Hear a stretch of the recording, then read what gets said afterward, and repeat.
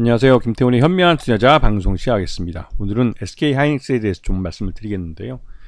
이 SK하이닉스가 올 1분기 때 어닝 서프라이즈를 공개했습니다. 그렇게 어닝 서프라이즈 공개한 이유는 다른 무엇보다도 이 SK하이닉스가 이 D램 반도체 중에서도 특히 HBM이라는 고대역폭 메모리라는 인공지능 AI 반도체 쪽에 집중을 했기 때문에 이 실적이 좋아지면서 적자에서 흑자로 돌아설 수 있었던 겁니다. 이 HBM 반도체는 인공지능 AI 데이터 센터들이 수요가 늘어나면서 여기서 그 인공지능 AI 반도체에 필요한 D램 반도체로서 이제 HBM 고대역폭 메모리 반도체라는 것이 수요가 늘어난 것이죠. 이 HBM 반도체는 2020년부터 본격적으로 양산되기 시작했습니다. 20년이 지나면서 이 인공지능 AI에 대한 수요가 늘면서 이 HBM 반도체도 수요가 늘기 시작한 것이죠.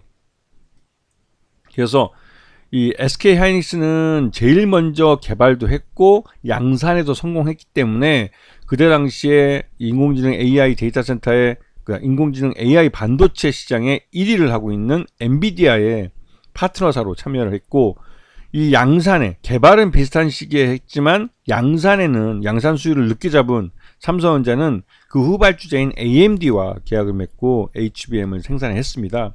하지만 이 엔비디아가 인공지능 AI 반도체 시장에서 갖고 있는 이 위상이나 시장 점유율에 따라서 전체 지분의 약 한 7할 정도를 엔비디아 쪽이 가져갔고 AMD 쪽은 그저 한 3할 정도를 가져갔습니다. 그러다 보니 생산량 자체가 SK하이닉스가 HBM 반도체에서는 절대적으로 우위를 점하게 된 것이죠.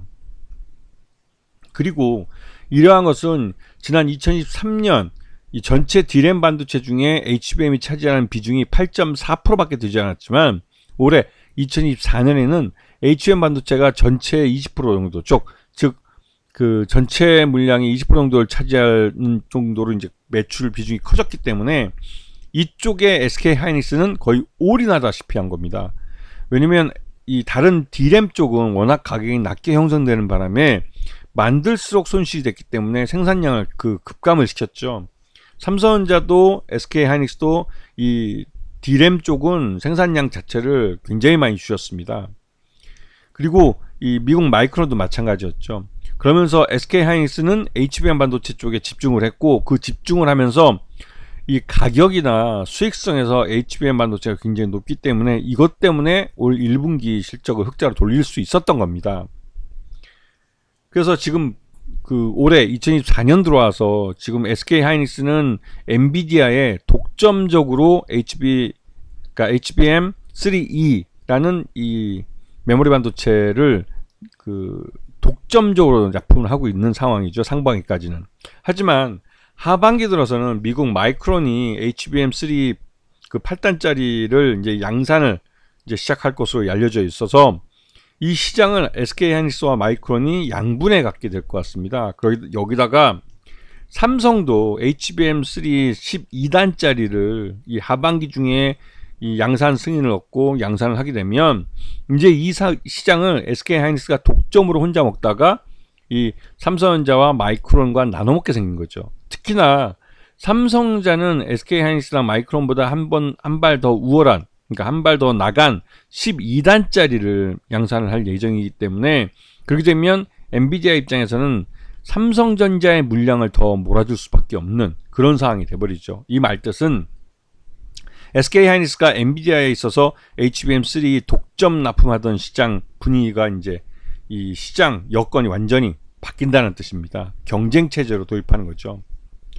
이거는 이 HBM3 12단짜리에 대한 젠슨 황의 이 승인, approval, 이 사인이 난 이 종이가 사진이 공개되면서 더더욱 이제 열을 올리겠죠. 즉 삼성전자가 이 엔비디아에 대해서 이 12단짜리 HBM3를 양산해서 공급하게 될 것이다 라는 게 이제 시장에 알려지기 시작한 겁니다. 이렇게 되면 확실하게 SK하이닉스의 독점 체제가 붕괴되는 것이죠.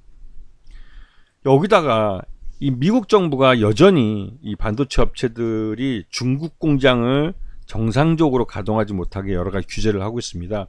미국의 반도체 장비를 중국으로, 그러니까 최첨단 반도체 장비죠, 중국으로 갖고 들어가지 못하게 규제를 하고 있고 엄격하게 견제를 하고 있는데, 이것 때문에 그 지난 2년 동안 삼성전자나 SK하이닉스는 중국 내 공장에서 그래도 비교적 첨단 반도체를 생산하지 못하고 범용 반도체만 생산하는 양상이 됐죠.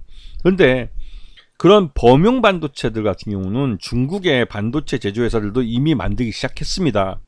이 말뜻은 중국이 더 이상 삼성전자나 SK하이닉스를 첨단 반도체를 얻을 수 있는 통로로 생각하지 않게 되었다는 것이죠. 이 점 때문에 작년에 삼성전자와 SK하이닉스가 굉장히 크게 고전을 했습니다.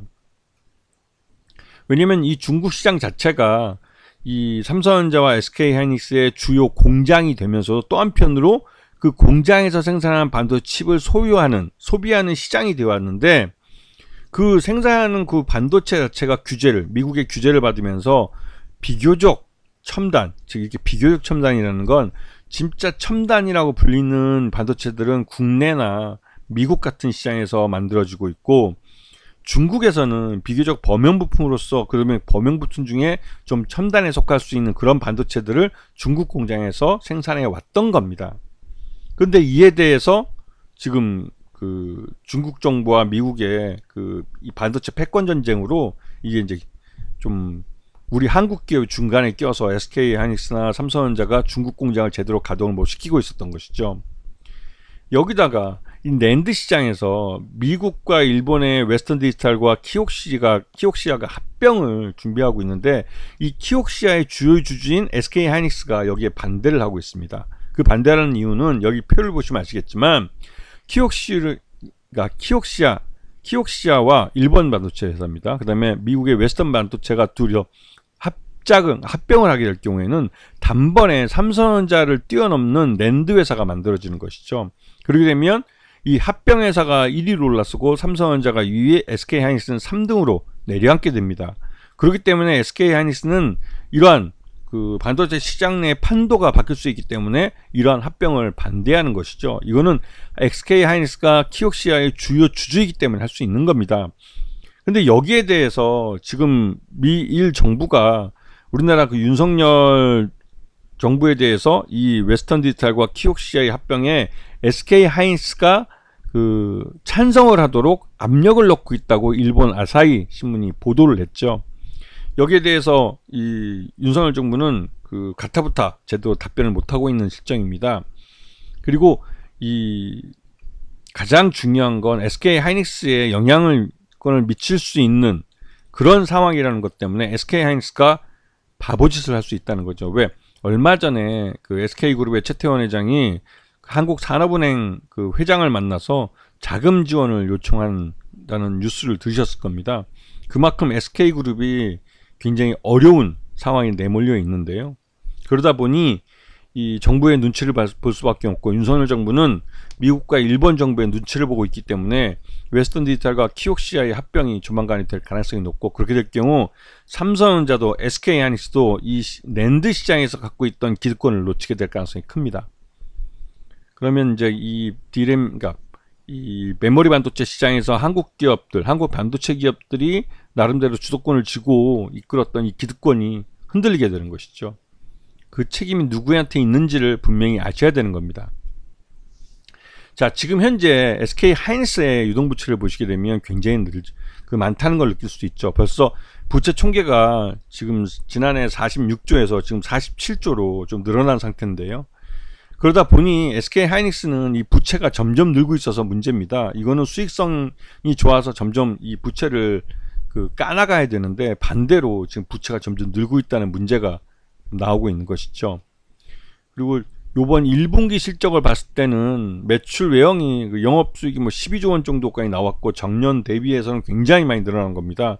전년에서는 그 D램 반도체나 낸드 반도체에 대한 생산량 자체를 절제로 줄이면서, 즉 반도체 시장의 이 불황을 대비한답시고 이 매출 자체를 줄이면서 이 5조 원대까지 매출이 줄어들었지만, 올해 1분기에서는 12조 원까지 이제 이 매출이 늘게 됐죠. 여기다가 영업이익은 2조 8천억이 발생했습니다. 작년에 3조 4천억 원대 적자가 난 거에 비해서는 확실하게 이 규모의 그 경제를 확실히 달성하고 있는 걸 알 수가 있는 것이죠. 그래서 분기 이익도 이 1조 9천억 정도 발생했고 작년 동기에는 2조 5천억 손실이 발생한 것에 비해서는 확실하게 개선된 모습을 보여주고 있어서 그 SK 하이닉스는 1분기 실적 기준으로 어닝 서프라이즈라고 할 만합니다.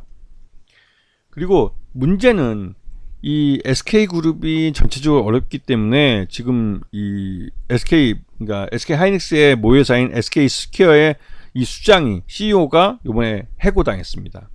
해고당하고 이 구조조정을 펼치겠다는데 이 사업 구조조정이 어떻게 펼쳐질지 아직까지는 불확실성이 큰 상황이죠. SK 스퀘어랑 SK 그 지주회사죠. SK랑 합병을 시킨다 뭐 이런 말도 나오긴 하는데요. 그래서 어떤 식으로 될지 아직까지는 불확실성이 크기 때문에 좀 불안한 측면이 있는 상황입니다. 그리고 최근 들어서 SK 하이닉스에 대해서 외국인 투자가들이 이제 차익 실현 매물을 내놓기 시작했습니다.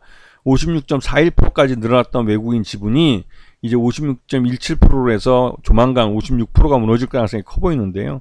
그만큼 외국인 투자가들이 이제 SK 하이닉스에 대해서 차익 실현할 때가 됐다라고 생각하는 것으로 보입니다. 이거는 이 SK 하이닉스가 적자였던 2023년 내내 주가가 올랐다는 측면에서, 그리고 최근 들어서 엔비디아에 대한 HBM 납품이 그 독점적으로 이루어진다는 측면에서 올해 상반기 내내 주가가 많이 올랐습니다. 그래서 지난 6월 19일 날 24만 3천 원 정도를 찍으면서 25만 원을 바로 넘보는 그런 위치까지 올라갔었는데요. 그 이후로는 외국인 투자들도 이제 차익 실현 매물을 내놓으면서 이제 점점 꺾이고 있는 모습이고, 하반기 때 미국 마이크론이 그 HBM 시장에 출사표를 던질 것으로 알려져 있기 때문에 이 엔비디아에 대해서 SK 하이닉스가 독과점적 지위를 누리던 시대는 이제 거의 끝나간다고 볼 수가 있는 거죠. 여기다가 이 삼성전자마저도 12단짜리 HBM3를 양산할 경우에는 SK 하이닉스의 실적이 크게 둔화될 가능성이 높습니다.